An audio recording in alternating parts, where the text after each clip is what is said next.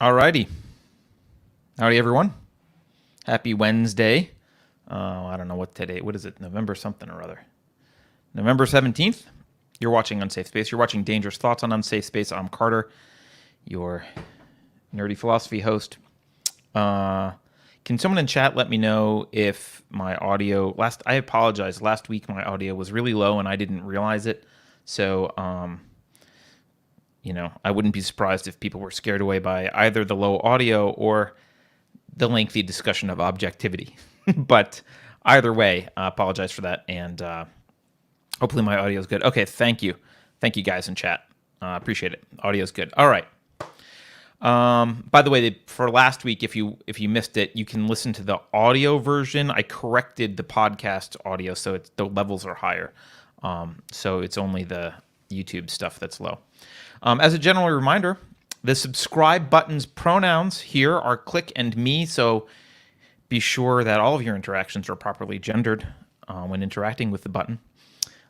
You can watch us at unsafespace.com. We always live stream there, as well as here on YouTube, Utreon, and Odyssey. So hopefully we're streaming at all those places right now.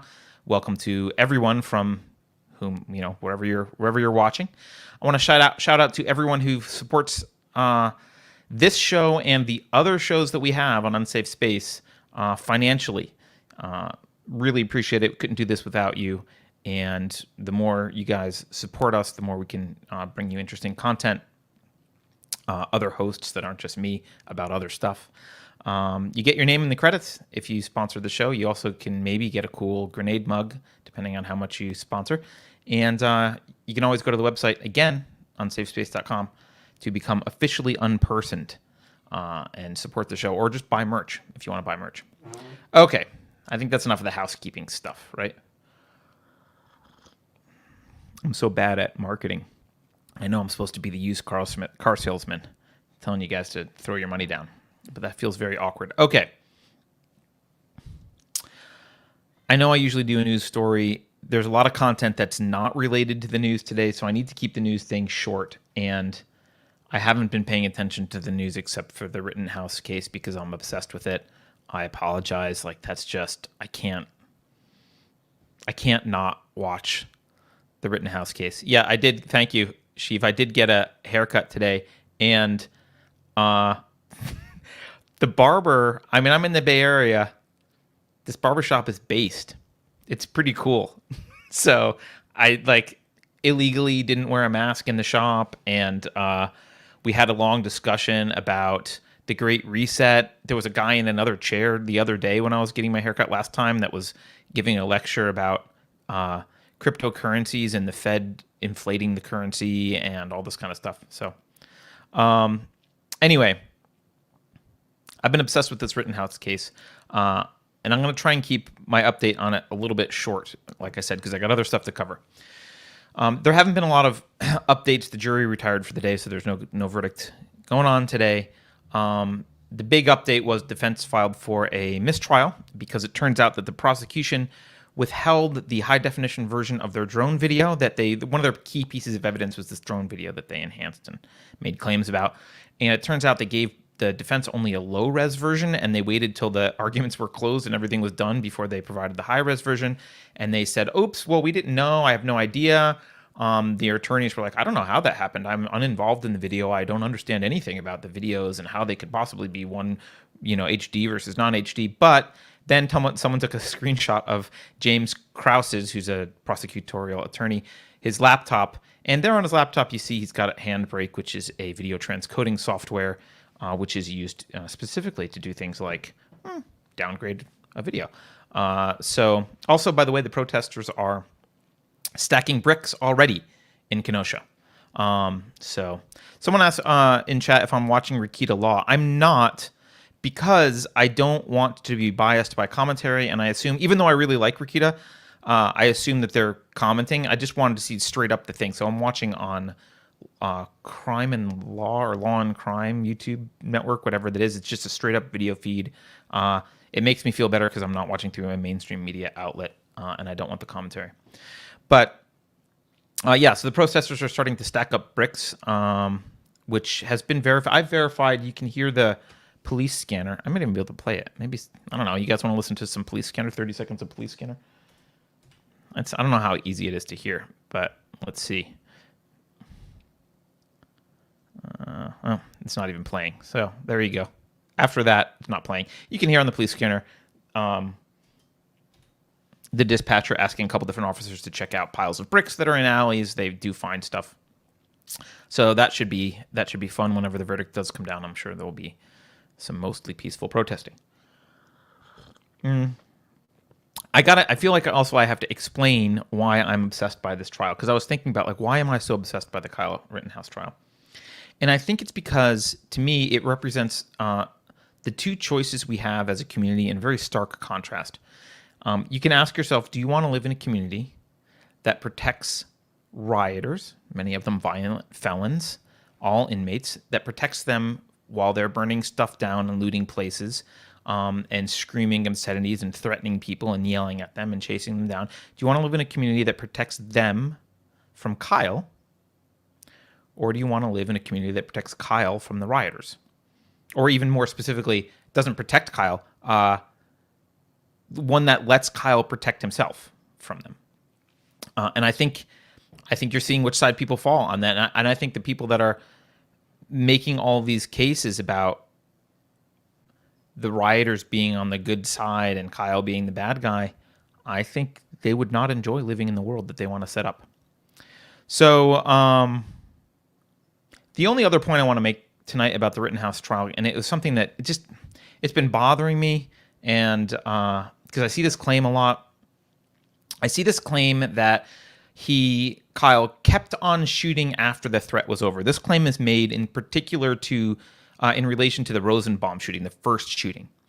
And I already talked about, last week I already talked about Kyle's responsibility to maintain possession of his firearm and the moral obligation to do that, and how he can't get into a fist fight and all that. So if you want to hear that argument, go ahead. But once he needs to discharge the weapon, he's responsible for that discharge. He's responsible for where that bullet goes. He's responsible for starting and stopping the discharge of the firearm, obviously. And there are rules that he should be following, Kyle. And that main rule is guided by this principle that the purpose of firing is to stop the threat.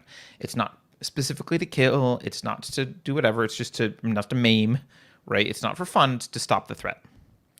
And the argument people are making is he kept shooting. He kept shooting. The guy, as he was falling, he followed him. I think the prosecutor said he followed him to the ground. He tracked him to the ground and kept firing, right? So this argument really bothers me. So let's explain how stopping the threat works. What you do when you make a decision to shoot is you keep shooting until the threat is over. Then you stop. Very simple. I don't think anyone disagrees with that. Now let's talk about some reality. The prosecution argued, like I said, that, they argued that the threat was maybe stopped after, I don't remember the first or second shot, something like that. They claimed the threat was stopped. He was already falling over. But Kyle kept shooting. That was the argument. But we need to bring some reality into this, because I hate that the entire, this thing is, it's like we're in an alternate universe. It's like we're arguing about what should have be coded into a video game where you can pause it. It's so weird. All 4 of the shots that Kyle fired, he fired 4 total at Rosenbaum. All those 4 shots happened within the span of 379 milliseconds. Or sorry, 739 milliseconds. My dyslexia got me. 739 milliseconds. Now, the average human reaction time in good light with no stress, blah, blah, blah, is about 250 milliseconds, give or take. It could be longer for some people, and obviously it could be situationally dependent. That doesn't include the time it takes to cognitively process and assess a threat, like decide, what am I seeing? What's the decision I make? And then you react, right? So if you subtract the 250 milliseconds and the cognitive processing time, which we can say we don't know what it is, from 739 milliseconds, he basically stopped as soon as he could. I mean, he stopped basically as fast as he could. He didn't keep shooting. That's a lie. And it reminded me of something. And not everyone knows about some things in my past, but I did spend some time years ago doing some firearms training, and I was at a precision rifle class. It was a week long. It was actually urban rifle, so it was urban situations, shooting through glass and extreme angles and that kind of stuff, and hostage situation stuff. So anyway, I did some precision rifle stuff, and it dawned on me, I remembered we did this exercise, this command shoot exercise. And in the exercise, they would, you were already on target, so you didn't have to aim. You're there aimed downrange, and they would take the target and flip it back. So you had like 1 second. So you needed to be watching it and on your rifle. And at some point, the target would flip and flip back. And you had to make a determination, because sometimes it would flip and it would be an innocent.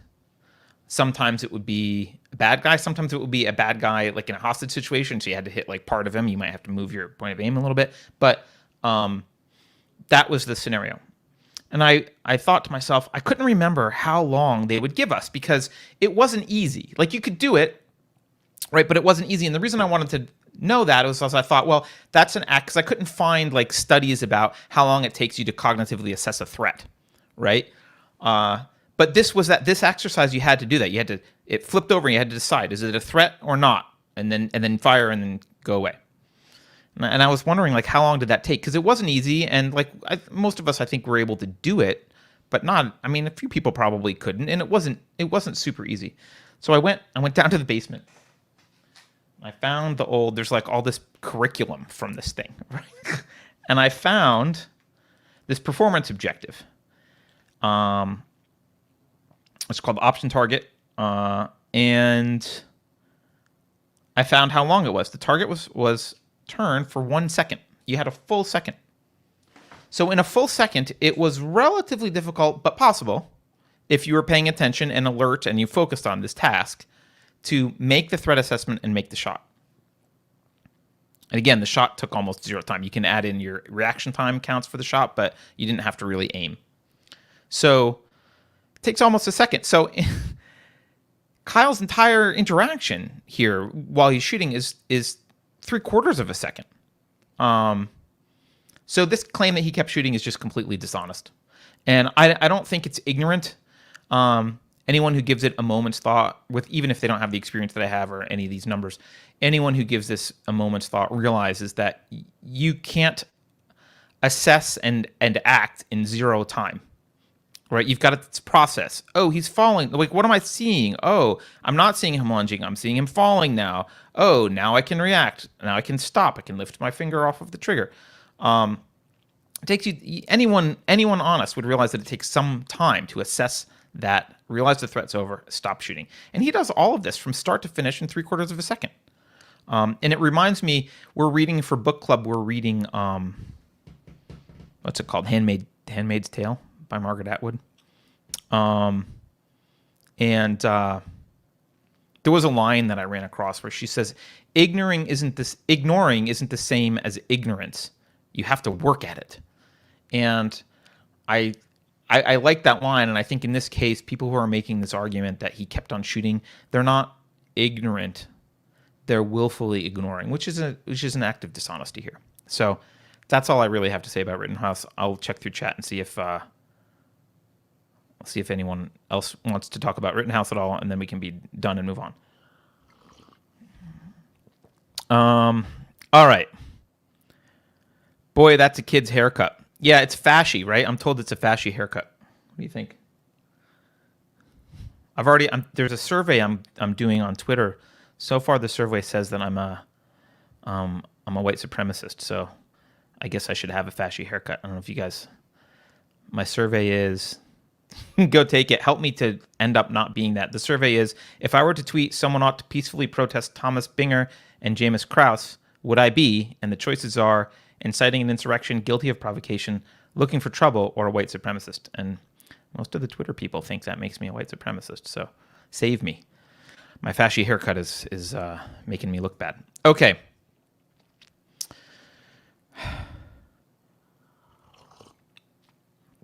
I don't see any strong desire in chat to keep on dwelling on Rittenhouse. So let's move on. So I said last week I wanted to talk about faith, and then we didn't. I postponed it because someone made some great points in a comment, and we ended up talking about objectivity. which I think was the right choice. But today we're going to talk about faith. What we're going to mostly talk about knowledge claims, actually, but we will address faith. And this is the reason this came up is we have an internal. I didn't mention this, but when you're a subscriber, you get to be on our Discord server. But we also, even separate from that, we also have an internal Discord server just for the team. And a lot of you probably know Thomas St. Thomas. He's a brilliant, fantastic writer for us. He writes on our Medium page and on our Substack page. He's sometimes in book club. Awesome guy. Really like him. Smart guy and an excellent writer. But he spurred a little internal debate the other day in our internal Discord server. He was using the word faith as a synonym for trust and confidence. And Keith, the hack guy, who's also on our internal server, were arguing that the word faith, properly used, has a bunch of epistemological connotations, and Thomas understood those. But he said that, look, yeah, but a lot of people use faith absent from those connotations, and so we can use it in that way too, and should. And I didn't have time at the time to lay my full case out to Thomas.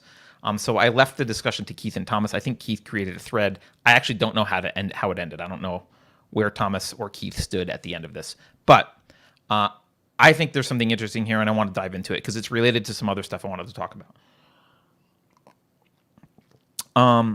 But to do this, like I said, the faith part's actually been, I think, pretty straightforward. Many Christians might be dissatisfied with the faith part, which is fine. But before I can do that, I need to talk about some basic epistemology. And then I'll talk about what faith is in the epistemological context. And then, since Thomas isn't here to defend himself today, I'll argue my case for how we should be using the word. And he can write an article later about how horrible I am and wrong. And I'm sure it'll be beautifully written, and we'll put it on our website. All right. So let's talk about evaluating assertions. Every conclusion that we draw in our mind, every conclusion that we hold, everything that we hold as a truth, it begins as a tentative assertion about reality. It begins as a proposition. And I'm not going to go into logical deduction today. I'm not going to, P implies Q, Q implies P, therefore P implies, or sorry, I said that wrong. Whatever. P implies Q, Q implies S, therefore P implies S. I'm not going to go through logical deduction. But you can think of it kind of as like a proposition. It comes to mind somehow, right? So let's, as an example, like the thought, it's 5 o'clock comes to mind. Maybe someone tells us it's 5 o'clock. Maybe we just think of it ourselves. Is it 5 o'clock? It's 5 o'clock. I'm considering this very trite piece of information. It's 5 o'clock. Now, regardless of how that thought gets into our mind, it prompts us to do something. We have to do something. The idea it's 5 o'clock is in our heads. We must act on it. But we haven't evaluated the veracity of this. This is just an assertion about reality. It's an assertion.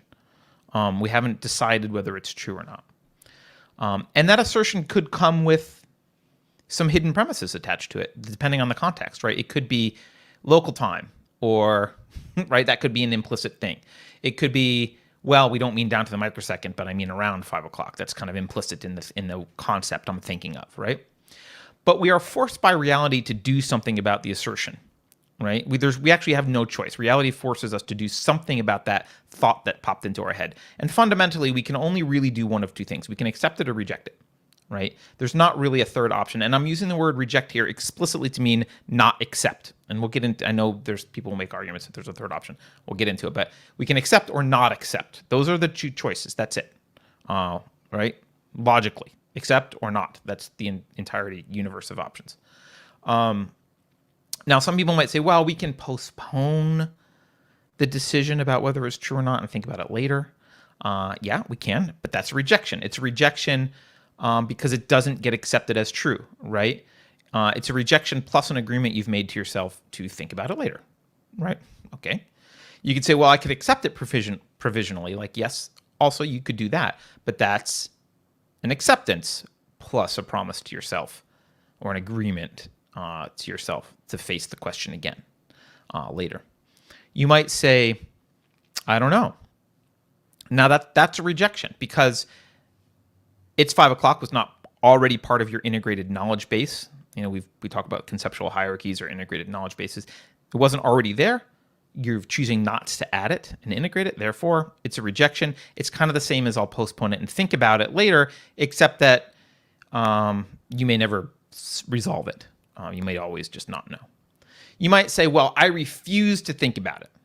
I want to evade the possibility that it's true. I want to evade any thought about it. Well, that's fine. That's a rejection. It's like that old adage, deciding not to decide is a decision, or something like that. Paraphrasing it. So, if you accept, let's leave aside why, but if you're going to accept this thing as true and you're rational, you necessarily, along with that acceptance, comes the acceptance of the responsibility for performing some rational cognitive function in order to accept this. You've got to integrate it into your existing mental model of the world. So you have to test it against existing data. You have to resolve contradictions with your existing model that you have of the world. And you have to resolve, obviously, any contradictions with observed data. But, of course, you are not obligated to be rational, right? You can accept it as true, but refuse to integrate it into your existing model, right? You can say, I'm going to accept it as true, and I'm going to hold it as true, even though it may contradict other things that I hold as true, either because I know it does or I just haven't looked. I don't want to. I'm going to hold it as true, even though it contradicts like either my mental model or observed data, right? You're free to do that. It's a mistake, and I think if it's done intentionally, it's actually immoral. But you can choose to do that. You're right. You can choose to accept that. You can choose to say healthcare is a right, but not to bother to evaluate what you mean by right, to just evade thinking about it, or what right depends on, or how healthcare is provided and to whom. You can evade all of those questions and just say, I accept healthcare as a right. Also, I'm an individualist who loves freedom and I believe in personal responsibility. Like, you can say all those things, and that you're allowed to have a contradictory set of beliefs. It's just not a good idea. It's not good for you. I think if you do it intentionally, it's immoral. So you're free to evade performing that kind of analysis, but you're not free to escape the consequences of holding multiple contradictions in your head simultaneously as true. And I think Ayn Rand is credited with saying, we can evade reality, but we cannot evade the consequences of evading reality. So that's what's going on here. You can do that, but you can't avoid the consequences. So we can either accept or reject that the assertion it's 5 o'clock is true, right? Now the level of analysis that we bring to a decision here is contextual. It depends. Like we don't always treat everything like it's this huge proposition that needs to be explored and integrated consciously and checks with a bunch of data. We do use shortcuts or cheat codes sometimes, right? We can't carefully deliberate every little decision that comes to our mind or that we encounter in our daily lives every day. That would be absolutely debilitating. We would be stopped in our tracks. We couldn't function like that. So we do need shortcuts, and shortcuts are fine. Shortcuts allow us to bypass kind of the rigor. But what we do have to do is we have to make a decision about how much effort to put into our analysis, right? And that decision we might make over time, even subconsciously. But the analysis of whether to accept a proposition as true or not takes time and energy, right? Everything's a trade-off. You could always be doing something else, and you have to decide. Again, you might not do this consciously, but you have to decide, well, how much shortcutting can I get away with here? And you usually make that decision based on, from what I can tell you, there's basically 3 inputs to that decision. The importance of the information, right? So how much does it matter to you that it's 5 o'clock is true, right? Are you at risk for missing a flight that you need to take to go get your kidney transplant to save your life? Well, then it's really, really, really fucking important whether 5 o'clock is true or not, right? If you're just wondering whether you should start dinner, it's maybe not that important, right? Another factor that people factor in generally, I think, is the expected time or effort that's needed to integrate this into our knowledge base, right? Did you just look at the clock a few minutes ago and it said 4:56? That's easy to integrate. Like someone then saying 5, you know what, I already have, it fits easily with my contextual knowledge. There's not a lot of work that needs to be done there. It fits easily with the data. But did you just look at the clock a few minutes ago and it read 3:56?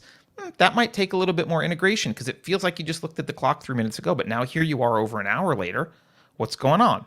That might be that you had daylight savings and you forgot to change the clocks or whatever. It requires a little bit more analysis, right? Are you certain that 5 minutes ago the clock, it was noon, and you're certain of it 5 minutes ago, and now you're being told it's 5 o'clock? Well, that might take a lot more effort. I don't know what's going on, right? Who knows?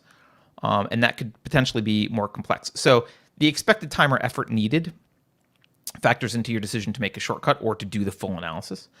And the source, and I know people are going to say this is a genetic fallacy, and it is, because we don't use shortcuts in communicating and convincing other people. So if you use it to convince other people, it is a fallacy. But internally, if you need to consider the source, that's okay, provided that the information isn't super important and it's easy to integrate. So an example, if there's no, an example of the importance of the statement, it's 5 o'clock. If there's no major event in my life that pivots around it being 5 o'clock, okay, maybe I could consider using a shortcut. If the integration time, I think, is going to be short and easy because I know that it's kind of probably around 5 o'clock already.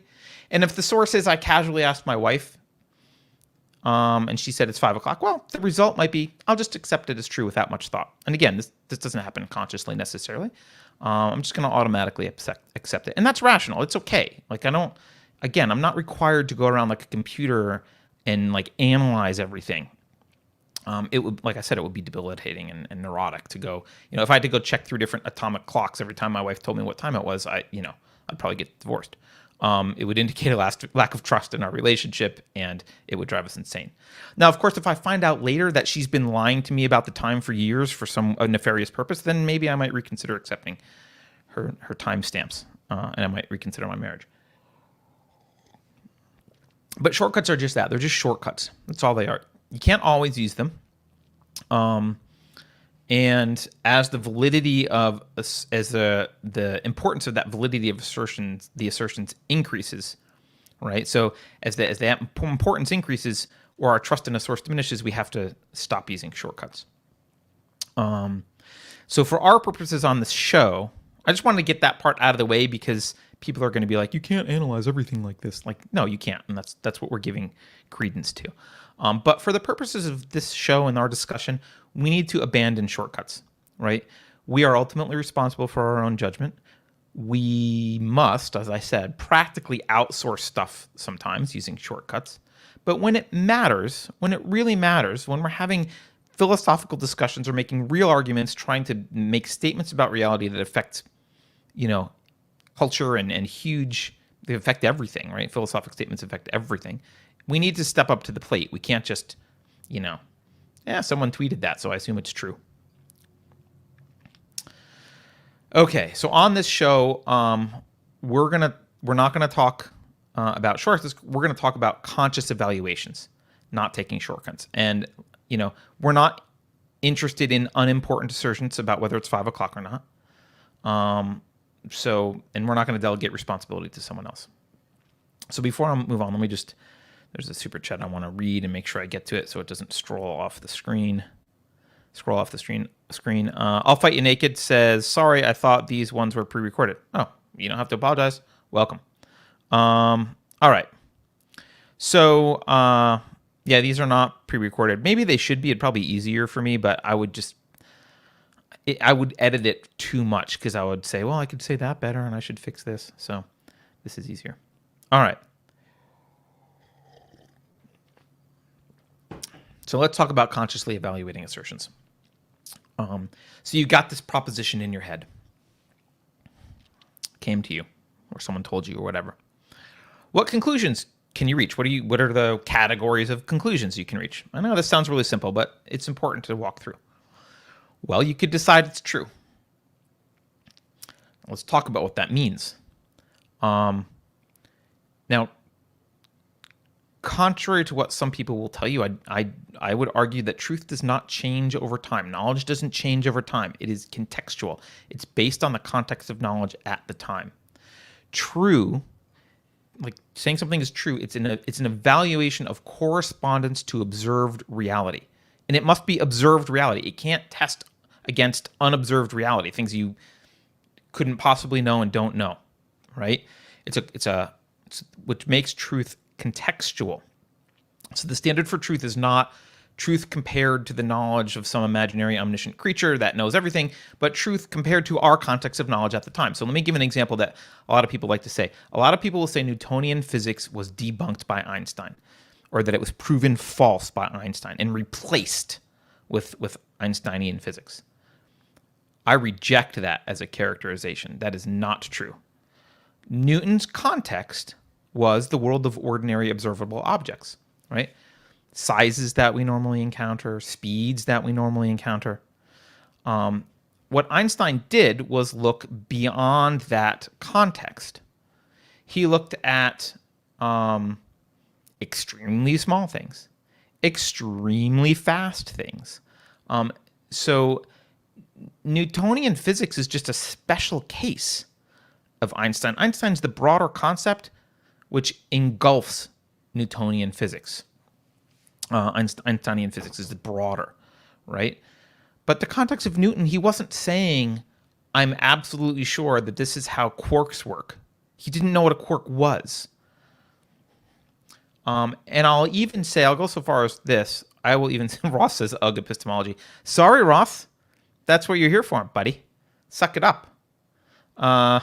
Epistemology is important. I would say even Ptolemy, not remember Ptolemy's the one with the geocentric model of the universe. Hold on. Actually, he didn't. He looked at things that had been known for years and interpreted them in a new way. Yeah, he wants to diss on Newton. We're giving Newton credit. We can put the argument about Newton's originality aside. So even Ptolemy, though, I would say is still true in a very limited sense. Ptolemy, again, is the geocentric model of the universe, right? If we constrain ourselves to the very limited context, much more primitive context in the time of Ptolemy, we actually still use terms that are Ptolemaic in some way, right? We say the sun rises and sets. The sun doesn't rise and set. We're spinning. That's not accurate, right? From the ordinary perspective of everyday life, a lot of people say, well, the sun moves around us. It goes from the, in my house, it goes from there to there, right? I'm facing west right now, so it goes from here to there. That's what happens. And if the scope of the task you need to perform is sufficiently limited, you can still operate using the Ptolemaic model. You can move plants from the other side of the room, like, hey, when the sun's over here, I want to move the plant there. Like you just think in terms of the sun moving around you. It's totally fine. It's not fine for getting to the moon or doing a whole bunch of other things. It's fine for very simple tasks because the context was very simple, right? And then obviously Copernicus came along and said, actually, this is better, and then Galileo and whatever. So yeah, now we can get to the moon and launch Teslas into space. You couldn't do that with Ptolemy, but that's not the context of knowledge for which Ptolemy is applicable. All right. Greg the baritone says, just don't say that the Earth revolves around the sun, which I just did because I read your comment. YouTube will label it disinformation and demonetize you. Yeah, I know. All right.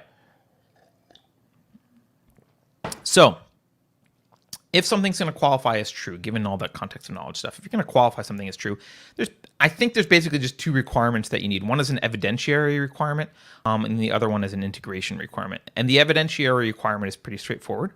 You've got a sufficiency of supporting evidence, inductive information you could use to make an induction, right? You got a sufficient, theoretically, you have a lot of supporting evidence for it. You got a sufficient amount. And what sufficient amount is, obviously, is open to interpretation, and we can deal with that in another show. But you've got a sufficient amount of data that you say, okay, there's sufficient supporting evidence for this. You have a lack of contradictory evidence, right? You can't be like, well, I know some evidence that's contradictory, but the evidence supporting it outweighs, therefore it's true. It's like, well, no. Contradictory evidence, like you only need one piece, and then you've fallen apart. So The moment that someone realized that Newtonian physics didn't work in some case, that's when they were like, oh, this is no longer a complete description of physics. We need to do something else, right? If this sufficient amount of evidence and lack of contradictory evidence rises to some level of certainty that you feel like you can use the word no, that we think, I won't say feel, that you think you can use the word no, right? Then you can call it a truth. Now, the word no, like objectivity, if you want to, it's similar. So go watch last week's episode if you haven't. The word no doesn't require omnipotence. It's shorthand for a state of confidence, right? It's a statement of confidence to say I know, right? You're not measuring it against like some objective, I have means of knowing this outside all of the possible means that humans could possibly have to know anything, which is necessarily flawed and contextual, and the knowledge is limited. Like, that's not what no means. No is a statement of confidence. I know this. It's a statement of confidence. And, to the philosophers who will say, well, you never really know anything, right? It's just a silly statement because it's an attempt to negate the word no itself, but it also undermines its own argument because anyone speaking that is presuming that we know what the sounds coming out of their mouths mean. So you can't be like, well, you can't know anything. It's, well, how do you know that? And how do you, like, you're communicating to me, you're presuming that I know what the hell you're talking about. Clearly we can know some things, so shut up. That's just silliness. So anyway, so that's the evidentiary requirement. It's pretty straightforward. And then there's an integration requirement, which relates back to our concept hierarchy that we've talked about several times. This new knowledge needs to be able to integrate without contradiction into your knowledge base. And if there are contradictions, you need to resolve them. Once you've resolved those contradictions and you've met the evidentiary requirements, you can say this thing is true. It's true. That's it. That's how you call it true. All right. I'll Fight You Naked says, I would love to debate you on some of this, but it would cost me a fortune by Super Chat. Well, maybe you should come on a show sometime. I'll Fight You Naked. And by the way, as I've said always, I have enjoyed, there have been people, in fact, last show was, I think it was the last episode that was a response to someone who corrected stuff that I had said and made. Maybe it was the show before that, but I think it was the last show. They corrected things and criticized me on some stuff, and they were right to do it, and I changed. So just write yourself a good couple paragraphs or propose to come on the show. I'll Fight You Naked. All right. But we have to be not naked on the show, if that's okay. All right, so you can have, so the other category you can say, well, it's not true, right? I've made this statement, this proposition is not true. And I'm going to argue here, and this might be a little bit unusual, or you might not be expecting this. There are two subcategories of not true. Let's cover the one that you are familiar with first. That's false. It's false. And to say something's false, you have to say, well, given the context of our knowledge, at least one of the requirements fails. The evidentiary requirement or the integration requirement fails. So either there's an evidentiary failure, maybe you don't have sufficient, or maybe you do, maybe you have some contrary evidence that's sufficient, right? So for example, someone says the sun moves around the earth in a zigzag pattern from north to south pole, making it 58 zigzags per revolution. All right. That's a pretty specific claim. I've got lots of contradictory evidence. I'm going to call that one false. I can, because it's going to fail that evidentiary claim. You could just have a lack of supporting evidence, but that doesn't necessarily mean it's evidentiary failure. You can't claim it's false just because you don't have supporting evidence for it. We'll get to that case, though. Or you could have an integration failure. And this is kind of similar to an evidentiary failure, since your evidence should be integrated into your knowledge base. So you could kind of collapse them into one thing, but we kind of talk about that concept hierarchy in your knowledge base separately. So let's talk about it separately. It might be more subtle. So someone might say, well, nights are generally warmer than days. And we're not talking about on some weird planet or some, particular microclimate somewhere or in your basement where you turn heat lamps on at night. But if someone's making this statement, nights are generally warmer than days, you can say, well, I can reject that, not because, I mean, you could argue that I've got a bunch of evidence, but also I understand that the sun shines and produces heat and the heat hits the earth and it doesn't hit the earth where I am during the day, or sorry, at night. It only does it during the day. So I'm going to reject that it wouldn't integrate. Sorry for the baby in the background. A lot of you know we just had a newborn. So sometimes she wants to contribute to these discussions. So yeah, that would be an integration failure.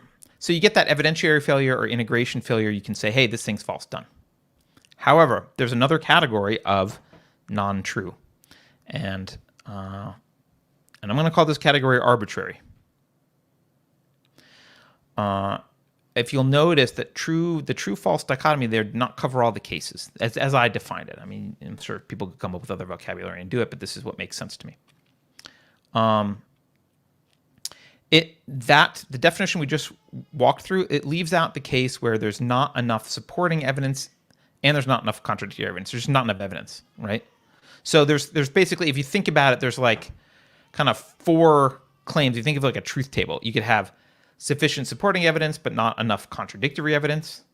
That's true. You could have insufficient supporting evidence and sufficient contradictory evidence. That's a false.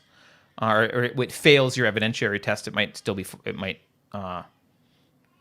fails your evidentiary test. You could have sufficiency of supporting evidence and sufficiency of contradictory evidence. That you usually say fails the evidentiary test. However, we'll get into that in a minute. But that's a weird case because reality shouldn't have contradictions, right? But the case that we're going to talk about now is you have insufficient supporting evidence, and you have some contradictory evidence. And this is called an arbitrary assertion. And actually, you can say this can be true for just insufficient supporting evidence generally, regardless of how much contradictory evidence you have. You can call this an arbitrary assertion. This is a statement that doesn't even rise to the level of falsehood. It doesn't rise to the level of qualifying with enough data to determine truth or false. So, for example, I could say, there's a planet orbiting Atlas, which is a star in the Pleiades cluster, in which there's an underground river, and in that river, there's a purple trout right now. Now, remember, knowledge is contextual. It is possible someday that you could decide whether that assertion is true or false. You could classify it. You could travel there and look, and there are no rivers or whatever. There's no planets orbiting the star. You say it's false. Or maybe you find a trout. But given our current context, there's no evidence to support this, right? I've said it, but that's not evidence. There's no evidence against it, right? You can't prove a negative, right? So if I said, prove that's not true, there's no evidence against it you could use. That's what we call an arbitrary assertion. It doesn't even rise to the level of evaluating to false. It's still not true. That's how I think of it. It's not true, but I don't call it false. So arbitrary assertions can be dismissed out of hand. There's not enough data. You can dismiss them out of hand. No analysis is necessary. And people who demand that you consider arbitrary assertions seriously are philosophical trolls, right? Because they can only serve to waste your time and your cognitive energy and maybe attempt to confuse you, right? There's no reason to do it, right? The purpose of them asking you to consider an arbitrary assertion is to foist some untruth upon you by getting you to consider the assertion as possible, and then that kind of creates this little branch in your concept hierarchy, and they're going to try and hang other conclusions off that branch that might contradict the rest of your knowledge, and you haven't fully integrated it because you didn't really consider it true. You just kind of considered it possible, and maybe, and I'm considering the assertion. And there are conclusions that will lead you to take the behavior they want. Right? It's not. There's no reason to do that, and there's an infinite number of arbitrary assertions. Right? I could say that fish on Atlas, on the river on Atlas, has 1,047 scales. No, it's 1,048 scales. Right? Like an infinite number of arbitrary assertions they can make. So someone runs up to you and yells an arbitrary assertion at you, you have no obligation to even respond. And there is a common and special case of arbitrary assertions that you see a lot, especially in sciences when they're trying to debunk something. And this is the no null hypothesis, right? This is when the assertion is set up in such a way that contradictory evidence is not possible by definition, right? So an example of this assertion is we're living in a perfect simulation, right? There's no possible null hypothesis there. Everything I would do is, well, this proves it not. This proves it not. No, they thought of that and they programmed that in. Like, it doesn't matter. There's no possible null hypothesis for that. It's fun, right? It's fun for movies and douchebag philosophers who aren't smart enough to write science fiction movies. It's fun for them to think about and it's fun to watch. Like I like The Matrix, but it's an arbitrary assertion. Right? So if there's no null hypothesis, you can just move on. And I do want to underscore something just in case you guys think of it. This is different from a philosophic axiom, right? Axioms are not no null hypothesis. Because you might think, well, you can't disprove an axiom. That's true. But what makes an axiom different is axioms must be accepted in order to deny them, right? They must be accepted in order to deny them. You don't have to accept that you're living in a matrix in order to deny that you're living in a matrix. And often you can ask people like, oh, what piece of evidence could I find that would disprove this assertion for you? And a lot of times they just don't have an answer because there is none. They've set it up so they have a no null hypothesis. I just want to make a note on supporting evidence. Supporting evidence for a claim needs to be external. And what I mean by that is personal experiences, emotions, revelations, just knowing. It's not evidence. You're free to consider that evidence personally. I would advise against it. It is evidence how you feel, and it should be considered in that respect. I wouldn't take it as evidence of anything existing external in the real world. But you're free to do it, I guess. I don't think it's. I would advise against it. I don't think it's right. But it's never evidence in a discussion with someone else. When you're communicating to the external world, you have to appeal to the external world, right? Anything you say that's about your internal world, your experience, there's no null hypothesis for that for me. I can't have any direct knowledge of your experience. So you're not providing evidence. So some examples. It's my lived experience that math is racist. All right, well, that's nice. Enjoy your lived experience. You've not made a statement about reality. You've just made a statement about how you feel, right? I had a divine vision about Trout on a planet orbiting Atlas, right? You can say, well, I don't care, Carter. That's nice, but I'm going to move on, right? It's good for you. It's not a statement about, like, you haven't provided any external evidence. There's no null hypothesis. There's nothing. I could say, well, when I considered how much Prometheus, I just read Prometheus Bound recently by Aeschylus. So I could say, well, when I considered how much Prometheus really loved humanity, it changed my life, and now I'm happier. Therefore, Prometheus is real. That's nice. I've shared my feelings. Haven't given you any evidence. When someone says, well, I'm afraid what the world will look like without the FDA. That's nice. It's not evidence. It's evidence that you're afraid. So assertions with internal evidence only are just still in this category of arbitrary. Unless there's sufficient contradictory evidence, in which case you can classify them as false, right? So if I say, I feel the sun moves in this zigzag pattern, blah, blah, blah, you can blame, no, I have contradictory evidence. So it's not even, it's not arbitrary. It's moved into false. For both the cases of both supporting and contradictory evidence. Remember, there's that one case that I said was weird and shouldn't occur in reality because reality doesn't have contradictions. And you say, well, there's both supporting and contradictory evidence for this. You might conclude, I don't know, which is really not a conclusion. I said that if you didn't have both of those things, if you didn't have sufficient contradictory or supporting evidence, it's usually a failure to meet the evidentiary standard, and which usually is false. And that's because your knowledge base is usually complex enough and robust enough so that when something contradicts the whole of your knowledge base, you can throw it out and be like, no, that I got a little bit of that, a little bit of this, whatever. However, sometimes your knowledge in an area is sparse and there's uncertainty, and you kind of conclude, well, I don't know. Right? This contradicts some things I know. There's some evidence for it, some evidence against it. I'm in an I don't know area, and that's okay. Some examples of that for me, are wave particle duality. Like, I don't understand it. It's contradictory. And by the way, I'm someone who took graduate level quantum mechanics classes. Like, philosophically, I don't understand it, right? Like, I'm not sure I understand. I might be able to calculate the probability that a particle appears outside of a box somewhere, but like, I don't know philosophically, like, what the hell's going on there. And that's okay. That's okay. I've even talked about the ambiguity for me or the lack of clarity for me on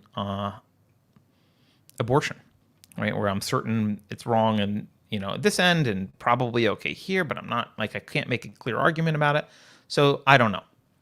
And so you can think of I don't know as kind of the processing, that little processing animation on your iPhone that's just like turning forever, right? It just means I'm still evaluating. I have not reached a conclusion. Something's wrong, right? The analysis has become too complex for me.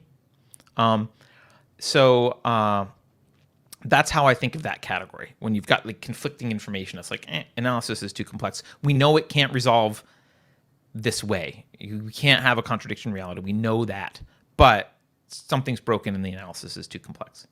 But note that I don't know is not the same as having no information at all about something. So an arbitrary assertion can just have no information, like my Trout on Atlas, right? To say I don't know, you need to have some information. It's just meager or confusing information, right? So, and your cognitive process is not a perfectly accurate and instantaneous computer. You're just stuck on a problem, and that's okay. And it might be a low priority for you to do the analysis. It's complex. You got other things to think about. That's fine. So that's what it means to kind of a quote conclude. You're not really concluding, but I don't know. It means I'm not doing the integration. Don't conflate I don't know. And by the way, that doesn't integrate. It's a non-truth, right? Because it doesn't integrate. Truths are the things that integrate, and you've now adjusted your model of the world. It's still a non-truth. Don't conflate this I don't know with the sense that we use the phrase I don't know when people ask for a piece of information. So I'm talking about, like, I don't know what conclusion to draw, not I don't know where Isabella Adjani lives, right? Like, those are, one is a statement about what you have in your stored knowledge, and the other one is like a processing failure. Whew. All right. So in summary of that section here, because I know there's a lot there. There's 3 conclusions you can draw in analyzing assertions. I'm throwing out the I don't know stuff as not a conclusion. It's a still processing, right? So there's 3 conclusions you can draw when you're faced with an assertion. You can decide it's true, you can decide it's false, or you can decide it's arbitrary. False and arbitrary are not true. So it's true or not true, and the categories of not true are false and arbitrary. So you would say, Carter, your Trout assertion is arbitrary, so it's not true. Your assertion about the zigzagging sun is false, demonstrably false. And your assertion that it's 5 o'clock well, who knows? Maybe it's true. Actually, right now it's 5:54. That's true. Okay, in California. So with that background, which seemed overly complex for what turns out to be kind of that simple summary, but I think it was necessary. At least it was necessary for me to think through. So, sorry. Let's talk about faith. Concluding that something is true of an assertion involves reason, and it involves reason exclusively. Reason, as I've said before, is the art of non-contradictory identification. We've talked about what reason is. We've talked about it as a process of gathering evidence and integrating it into your existing knowledge base, resolving contradictions, right? Those are all part of the reasoning process. That's the process you're using to evaluate a statement. So normally when someone concludes that something is true, we assume they mean using reason, right? Because that's the only way that you can validly claim something's true. So that's what we assume, right? as a side note here, I want to make this clear. Reason is not the same as a logical proof.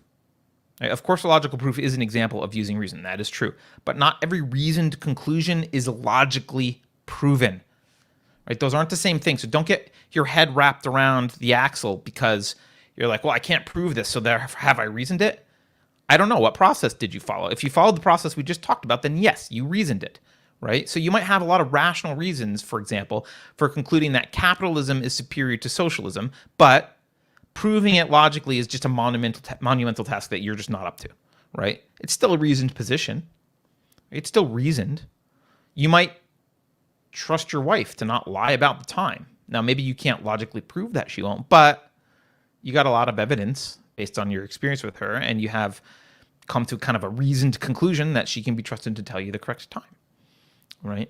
So don't make that mistake of conflating reason with logical proof. Right. I guess the final example is, you can't prove gravity, right? But you can be reasonably sure that if you jump off your roof, you'll get hurt or worse, right? So it's still reason that you're using to make the decision about not jumping off the roof. However, sometimes people want to assert, and sometimes people actually conclude that something is true without using reason, or without using reason exclusively, right? So in other words, they're asking you to accept a non-truth, doesn't need to be a falsehood, but a non-truth as true. Now, usually this is an arbitrary assertion, not an outright falsehood, because outright falsehoods are they're more difficult to get honest people to accept, right? Because there's evidence that's contradictory right away. Someone asked if CERN proved gravity a couple years ago. I didn't think that it was proven, but maybe I'm wrong. Maybe this is a dated show already, and it's been proven. Think of another your next favorite unproven scientific theory that we know works. Anyway, so like I said, the outright falsehoods are usually harder to convince honest people of. So usually they're trying to get you to accept an arbitrary assertion as true. And I'll give two examples. One will trigger some people. One example is we're living in a matrix. Like I said before, that's an arbitrary assertion. Another one is there is a God. Those are arbitrary assertions, right? Now, interestingly, I have noticed, I was thinking about this, and I've noticed that the Church of Woke, the woke cultists, actually break this rule about usually trying to assert arbitrary assertions as true. They really like to push falsehoods. They really like outright falsehoods that honest people can reject, like math is racist or Rachel Levine is female. They're really interested in I'm going to try to get you to accept something that's true, not as true, not that's arbitrary, but that's demonstrably false. But anyway, if you're asserting without reason, you're asking someone to accept non-truth as true. And usually it's an emotional motivation for whatever reason. That's fine. Now, look, rational people might not like that other people ask them to accept non-truths as true, but they do. That's a fact of reality. We have to deal with that. And we need a word to describe the mental process that's used to justify this, I'll call it an ersatz truth, right? It needs to be an epistemological word. It needs to be a word that can mean not reason or not exclusively reason, right? And we have a word for that. That word is faith. That's what that means. Faith is the belief in something apart from or contrary to reason. Right? Because if only reason were employed in reaching a conclusion, you wouldn't need to use the word faith. We don't need to say, I have faith that 2 + 2 is 4. We can just say, I know 2 + 2 is 4. Right? Because the truth was arrived at using a process of reason. We only need it when we use something else. Right? It's only when we deviate from using reason that we need to introduce a concept to describe the mental process that took place. And that word, it's a very inclusive word, is faith. All right? So we can define it using the format that we use on this show of placing it in the concept hierarchy where it belongs to a broader category and differentiated from its peers. I would say faith belongs to the broader category of something like cognitive processes of propositional evaluation. Okay. It's a long long phrase. It's differentiated from the other members of the category by use of means apart from or contrary to reason. That's it. It's pretty simple. And I know there have been a lot of Christian thinkers, some of whom I like, that have attempted to integrate reason and faith together. St. Augustine, Thomas Aquinas, John Locke, even Tertullian, who a lot of atheists use as an example of someone who doesn't try to integrate faith and reason. I don't think that's an accurate representation of what he thought. I think he did want to integrate the two. Oh, Ross says his CERN comment was a joke. Okay, they haven't proven gravity. I don't know. I'm not up on physics. Who knows? Maybe some smart kid at CERN proved gravity. Okay. So look, there are a lot of Christian thinkers who do try and integrate this too. But notice that reason has no need to integrate with faith, right? There's no reason for reason to consider faith. We only need to use the word faith when we're talking about a cognitive process used to reach a conclusion apart from or contrary to reason. That's it. It's the only reason we need it. So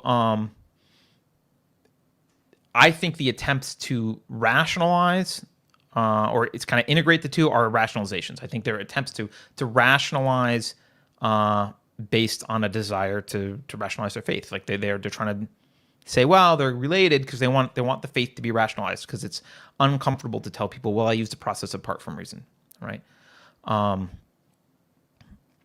And atheists, I don't mean state theists as most atheists are. I mean actual rational atheists. Atheists don't need to rationalize the use of reason by explaining how it's really just an extension of faith or there's some sort of delicate balance between the two or whatever. Like that's not necessary. They don't have to talk about faith, except in this context, right?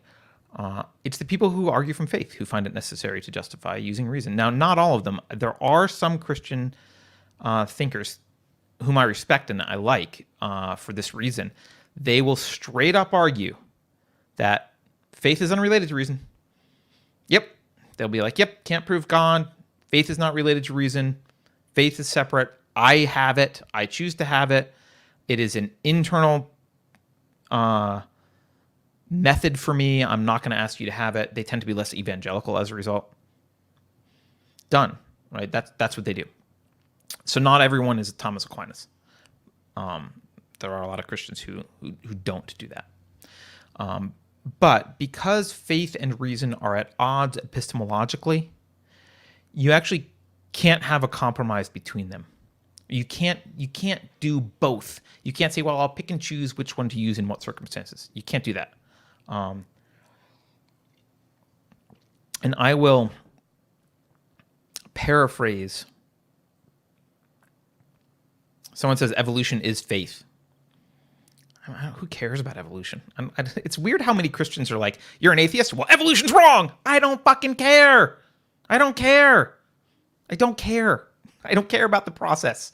It's interesting. If I cared, I'd study it. There's some evidence for it. If you claim there's counter evidence, fine. I don't care. I don't care. Stop conflating evolution with atheism. All right. I'm going to paraphrase Leonard Peikoff on this because he has a good way to explain this. So imagine that you're hit with this assertion in your head and you need to evaluate it. It's time you're going to evaluate this assertion. At any point during this analysis, you have to make a choice. Should I use reason for this or should I use something apart from reason to make this? It could be, part of the analysis. It doesn't have to be the whole thing. But at any given point in this analysis, you can make that choice. Are you use reason or use something else? And of course, those two things are exclusive as I've just defined them, like reason or something else. I'm calling faith right now non-reason, something else, right? So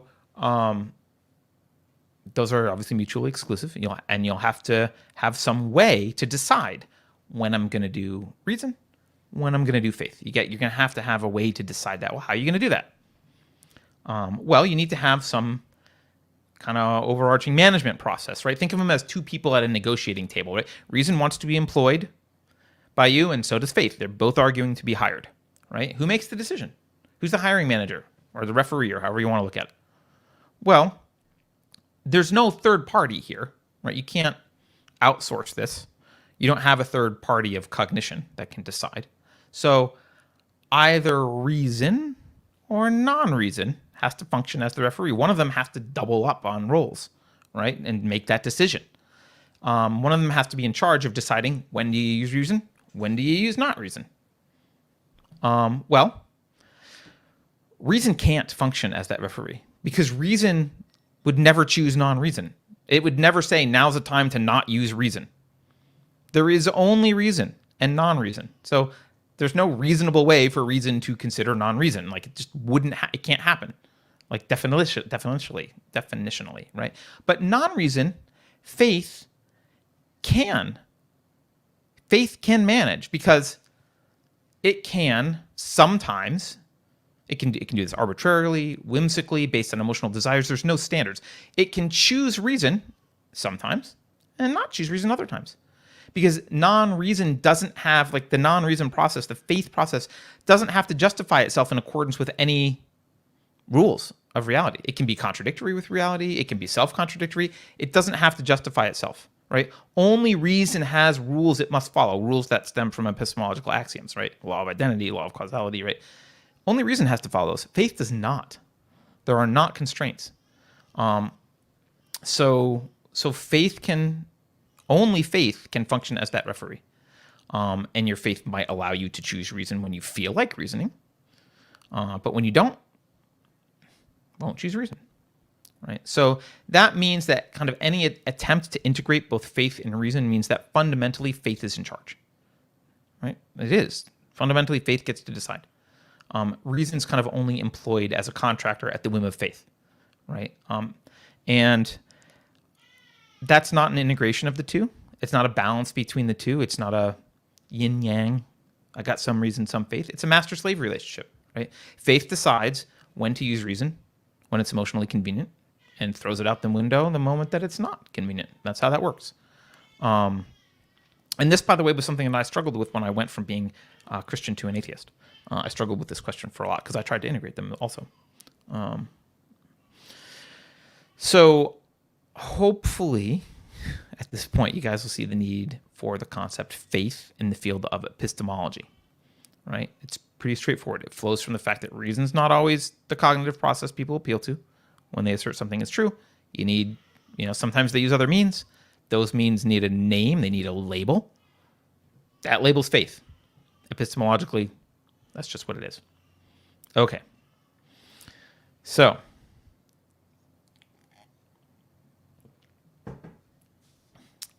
someone says, we cannot know what we do not know. That is faith. No, we cannot know what we do not know is just a tautological statement, of course. Okay. Now I'm going to get back to Thomas St. Thomas, who I will remind you, a lot of respect for and like. I'm not trying to throw him under the bus. He's the inspiration for some of this tonight. So Thomas argued, in essence, and I don't think he'd disagree with this. In essence, he agreed with the context of what I just said about faith, using a strict epistemological definition for faith. Like if that's the field we're in, we're talking about epistemology, he's on board. But he said, that's not how people use faith. They mean other things by it, right? And so we should be able to use it how they use it because they mean other things by it. They don't always mean this. So, well, let's look, right? Let's look. It's time. It's that time in the program for the Oxford English Dictionary. All right. Hopefully you guys can see this. I'll blow it up a little bit. Well, we won't go through all these definitions, but you can scroll down. There's quite a lot. It turns out, damn, Thomas is right. People do use this in a lot of different ways, right? The quality of fulfilling one's trust or promise. Like, okay, he's right. There's a lot of entries. If I wanted, I could point to number 5 and say to Thomas, hey, look, it's belief or acceptance, blah, blah, blah. The capacity to spiritually apprehend divine truths or realities beyond the limits of perception or of logical proof. Ooh, view it as either faculty of the human soul or the result of divine illumination. That looks more like the epistemological definition, Thomas, right? But he can just say, well, Carter, you missed 7b. Belief based on evidence, testimony, or authority. Like, wow, those are radically different, by the way. Authority and evidence are stuffed into the same definition. So, who's right? Let's take a moment to talk about what dictionaries actually are and what dictionaries are not. Dictionaries are descriptive. They tell you how people are using words at any given time, right? Or sometimes actually how the writer of the dictionaries want you to use words, right? We've talked about this recently. They've redefined racism, I think, in Merriam-Webster to include systemic oppression or whatever. I think I've talked about in the past, like if I have got an old dictionary on the shelf behind me that defines inflation as is the expansion of the money supply, not price inflation. Like it's been kind of distorted since then.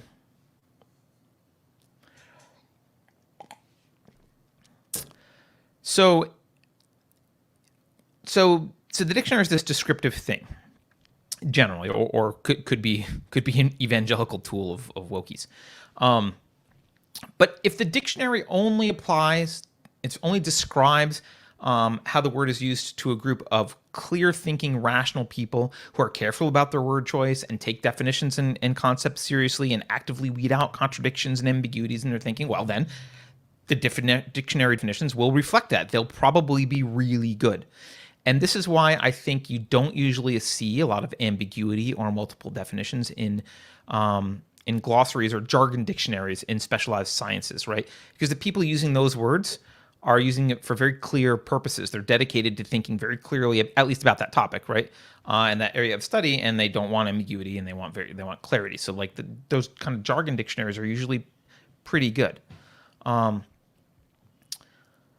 But we're talking about a dictionary for just our culture today. So what happens if you have a culture that has lost its way generations ago? What if almost no one bothers to or cares to think clearly or rationally? What if emotional word vomit passes as discourse right now? What if almost no one attempts to construct non-contradictory concept hierarchies for themselves at all? What if cognitive dissonance kind of reigns supreme? What if there's no principles and everyone simply grabs the nearest contextless aphorism and wields it like a broadsword, kind of slicing their way through any inconvenient truths that come their way? What if silence is violence, but also words are violence? What if math is racist and biology is a social construct? What if screaming, emoting, and censoring are standard practice? What if your psychological dysfunction becomes a badge of honor that you put in your Twitter profile? What kind of dictionary do you expect in that kind of society? Well, that's the dictionary we have. That's what we got. So now what do we do? Now what? Well, if we're trying to be clear, rational thinkers, if we are trying to promote clear, rational thought, if we're trying to communicate complex ideas, ideas that are related to philosophy and morality and politics, how do we proceed with a dictionary written in such a haze of intellectual confusion? What a clusterfuck of a dictionary. How do we proceed? Here's my proposal, and this is what I would say the long answer to Thomas. First, we define our terms. That's why I'm defining terms on this show, right? That's why I spent so much time talking about concepts and words and the relation between them. It's why I have put together a standard, clear format for the definitions that we're using that relate back to the concept hierarchy. Fits here, beneath this, next to these things, right? That's why I did that, because definition of terms is important. So we need to define them. That's fine. That's for ourselves, right? And now when we use them, I think we need to differentiate between sending information and receiving information. Are we communicating to, or are we listening? Now, Thomas is correct that faith is used in a variety of ways. And he pointed this out in the discussion. People use it kind of as a synonym for confidence. He said, we can easily say to a child, I have faith in you to do the right thing. And he's right. When we are receiving communication from normies, right, it would be annoying and petty and somewhat dishonest, I think, to chastise people for using the word faith in any one of its many vaguely defined ways, right? If someone says, I have faith that my kid will do well in math, don't be the prick that says, you mean confidence. Faith is the belief in something apart from or contrary to reason. Like, no one's going to want to talk to you. They're not going to listen to anything you have to say. It'll undermine your goal to communicate, right? If you do run across a word that's so vague when someone uses it that you're sincerely not sure what the hell they mean, ask. It'll clarify it for you. It might actually clarify it for them. They might not even know. It might get them to notice how vague that word was and choose a different one in the future. So I think Thomas is right. When receiving communication, we don't police the people are going to use the words that as words are used, and it's irrational to try and pretend otherwise. When communicating outward, when sending, when writing, speaking, or whatever, now I would argue you ought not be sloppy. Precision and clarity are paramount here. And why?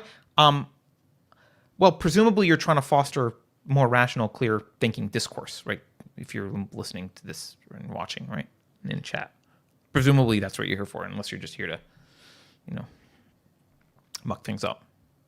So not only do you kind of need to lead by example, by being clear and precise with your language, but you also need to do your best to make sure other people clearly understand what you're saying. And this is one of the reasons I'm going to the trouble of defining terms on the show and not just telling you, well, just use the dictionary. What does the dictionary say? That's the language that we should use. That's where it fits in the concept hierarchy. What does the dictionary say? Because you can't do that, right? The dictionary is not a substitute for clear thinking. The dictionary will be wrong, I'm putting that in quotes, not in the descriptive sense, but in the sense that its definitions will not be precise, unambiguous, or philosophically rigorous. They won't. Maybe you'll run across some that are pretty good. I think we've had our share looking up in the OET of some that are decent and some that are a mess. So the dictionary won't have that precision and unambiguity and rigor. But you should. Your definition trumps the definition in the dictionary, as long as it's not so wildly different from the dictionary definition that no one understands what the hell you're talking about, right? So if you're going to use a word like faith, for example, I think there's two scenarios. Either you're using it in an epistemological sense, right, or you're not. If you're using it in an epistemological sense, you should choose the right word. You should be precise. Maybe you should even define it, right? Sometimes you'll hear me on Kofefi Break or other shows. Sometimes I often just define really quickly. I don't use the template, right? That template where it's like it belongs to this category and differentiated by other things. That's for us. That's internal. That's for your own thinking to place it in a concept hierarchy. It's not usually how you would choose to define something for other people. It's kind of clunky, right? But you've probably heard me say things on other shows like, well, by faith I mean the belief in something apart from or contrary to reason. I've said that several times on this show, obviously, but I've said it on other shows as well. Sometimes I will say, well, by reason I mean the cognitive process of non-contradictory identification. I'll throw it out while I'm talking, just so the conversation can move forward. People know what I mean, right? And sometimes if they argue with it, they could stop and argue with the definition. That's fine. So if you are using it in the epistemological sense, you need to be precise, define it, and all that stuff. If you're using the word in some other sense, let's take the word faith. If you're using it in a sense that's not epistemological, my question to you would be why? Why are you doing that? It's a vague, loaded word, but it happens to be philosophically, epistemologically very important. It's a very important word for philosophical discussions, but it's colloquially, it's vague and loaded, right? Its meaning has been intentionally obfuscated, I think, or maybe unintentionally, but it's been obfuscated to make the distinction between reason and non-reason absolutely blurry. So use a synonym, right? If you're willing to write, I have faith in the concept of individual sovereignty, which is one of the phrases Thomas was using. I have faith in the concept of individual sovereignty. If you want to write that, don't. Because you're perpetuating the misuse of an important, extremely important epistemological term. Right? And you're doing it unnecessarily, right? You could easily write, I have confidence in the concept of individual sovereignty. And you'd be just as clear. You might even be more clear doing that. Now, obviously, if there's some context in which you can't find a synonym, you're going to have to use it. But look, there's a lot of synonyms for that particular use of faith. For example, you could say confidence, you could say trust, you could say reliance, right? You could reword it. I'm fairly certain individual sovereignty is crucial to blah, blah, blah. Or I'm convinced that individual sovereignty is blah. In fact, when I looked at that sentence, I was originally like, oh, you could use a synonym, and I thought, oh, if you use a synonym, it'd be more clear. And the more I look at that sentence, the more I think, well, actually, the sentence itself isn't very clear. I have faith in the concept of individual sovereignty. What the hell does that mean? Right? Does it mean you're sure that the concept exists? Does it mean that it's important? If it's important, to whom and for what? Right? Because important is a value judgment. It needs a to whom and for what to go with it. Do you mean that it's more like philosophically fundamental than other dependent concepts? Do you mean that it's a useful concept around which to write laws? You probably mean something specific. Say what you mean. I have faith in it doesn't really communicate much. So the point here when you're writing, and to some extent speaking, but it's a lot more difficult to be precise when you're speaking extemporaneously. When you're writing, be an evangelist for precision and clarity. Be an enemy of the vague and amorphous. You're in a battle of ideas here. That's what's going on. Fight the dictionary if you need to. It's often one of your biggest enemies, right? You see the wokies using it. Fight it, right? Don't use the word faith to mean confidence any more than you would use the word racism to mean systemic oppression or anti-vax to mean against vaccine mandates, right? Which is what they've defined it to now, right? And, yeah, you may want to understand what other people mean when they use those words, right? But we're never going to win an ideological battle by consenting to using terms in ways that are so obtuse that they're meaningless, right? So that's my reasoned position, not proven. That's my reasoned position on the word faith. And I have confidence that the position is a sound one. So as always, though, I welcome feedback, counter arguments from Thomas St. Thomas or anyone else. And by the way, again, I keep on reading. I'm not picking on him. I don't think he'll mind, but he's probably one of my favorite writers. He's really great, and you should read stuff that he writes, and he's a smart guy. So he can argue with me later, or you guys can argue with me, write something. And I do have a history of responding to well-reasoned arguments in YouTube comments. Not well-reasoned arguments I don't have a history of responding to. And if I don't respond there, they usually get put in a little list I've got here, and sometimes I make a show out of them or whatever. So the summary here, I know that the show's gone a little long. The summary here is there's three conclusions that you can draw when you're analyzing assertions: true, not true, arbitrary. We draw those conclusions using a process of reason.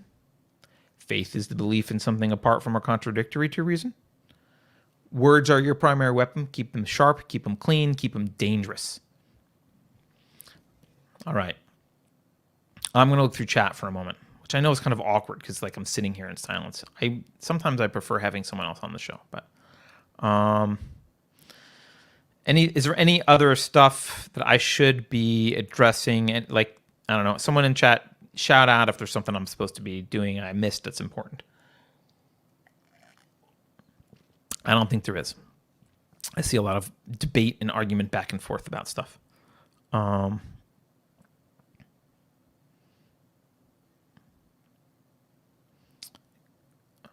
Someone writes, I have certainty in the concept of individual sovereignty and sanctity within all sapient beings.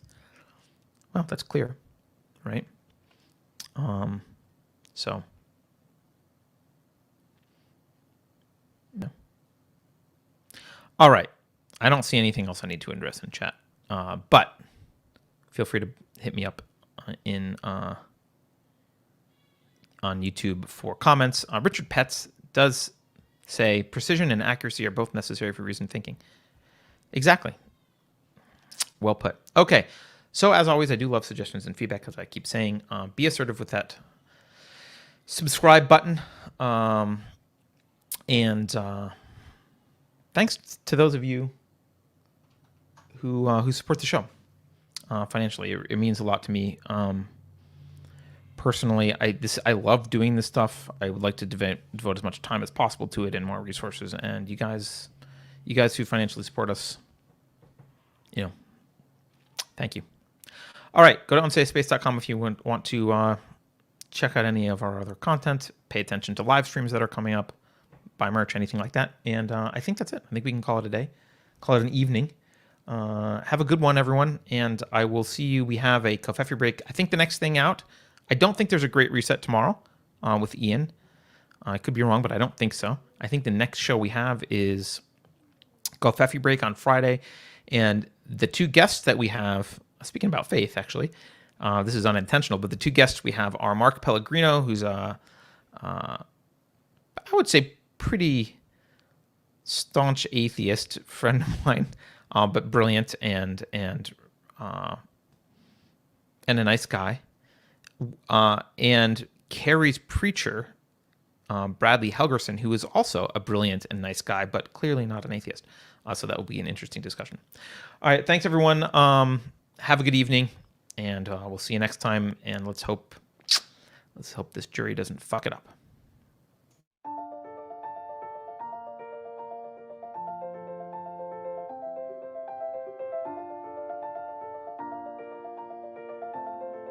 Thanks for watching. If you're new to the channel, we have a deep content library that includes interviews with everyone from Mike Cernovich to Megan Murphy, so go check it out. If you'd like to see more, please consider supporting the show by visiting unsafespace.com/donate. You can find us on all the major social media platforms, at least for now, and you can find a community of like-minded individuals on our Unsafe Space chat on Telegram. See you there.